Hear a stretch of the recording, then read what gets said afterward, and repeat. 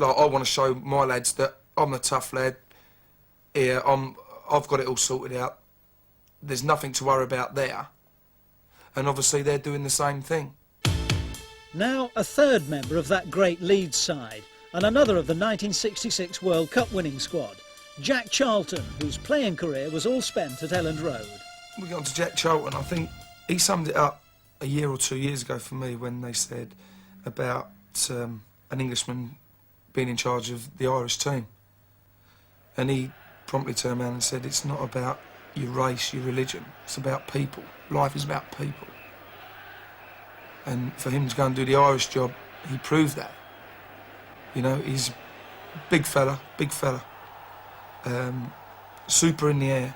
I think he was a lot tougher in the air than, say, on the floor. But, you know, strutted about like the rooster in the chicken run. You knew he was there. Wherever he was over the pitch, you didn't want him coming in behind you, trying to get the ball off you. And I think he ambassaded the Leeds United from the back, and I think it crept through right up to Peter Lorimer up front. Defensively, Big Jack was a tower of strength, and in attacking situations, getting under the bar and getting goals from us for corner kicks and things like that. But he used to read the game well, tremendous in the air, would play with all kind of injuries for you, and went on to get all the things he deserved, including the World Cup wins medal in '66. And if I was picking a World Cup side, and if I was picking the best ever side, I'd pick Jackie Charlton after 26-27. He learned his trade more than I've ever known anybody.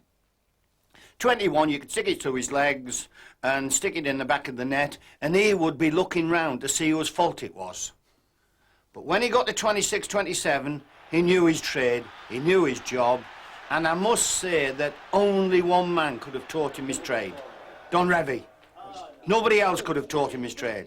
And suddenly he became among centre-forwards, he was a guy that you didn't mind playing against. I never minded playing against him. My record, goal-scoring, was good. But under Revie, he became a centre-half, and possibly the best in Europe.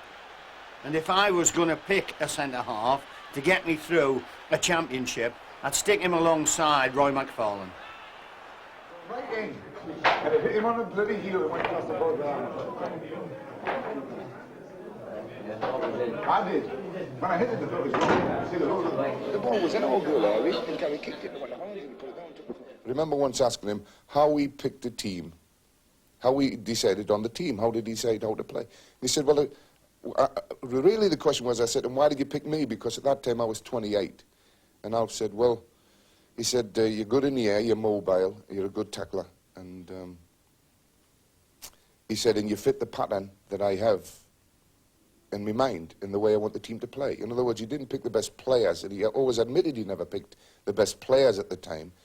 He picked the people to fit the pattern of the game that he wanted us to play, which I think is a very sensible way of picking a team, particularly a national side, that if you've got a basic plan, it's no good picking somebody who doesn't fit the basic plan. You pick somebody who does. Head down.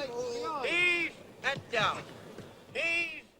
He's a very knowledgeable player in terms of football. He's willing to talk football 24 hours a day, and again on similar lines to Nobby Stiles, he's willing to muck in. Charlton.